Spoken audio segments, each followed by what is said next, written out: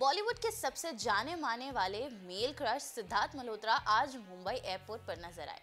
उन्होंने अपनी black range rover में एंट्री की, जहां सबको लगा कि सिद्धार्थ हमेशा की तरह क्लासी लुक में नजर आएंगे, पर सबके चहेते सिद्धार्थ बहुत ही कैजुअल लुक में नजर आए। उन्होंने काफी सिंपल लुक ऑप्ट इन किया है, पर फैंस का कहना है कि सिद्ध जो भी पहनते हैं वो अपने आप में ही एक ऑरा कैरी करते हैं।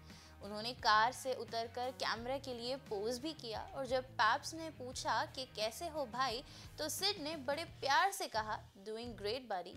और बस यही बात है कि सिद्धार्थ की सिंप्लिसिटी ही उन्हें the most charming man of Bollywood बनाती है।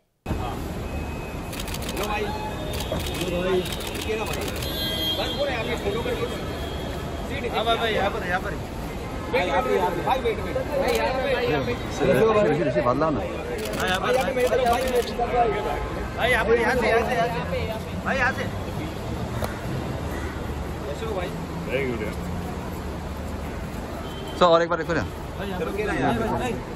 भाई, पीछे भाई, पीछे। Thank you, my guy. I love you.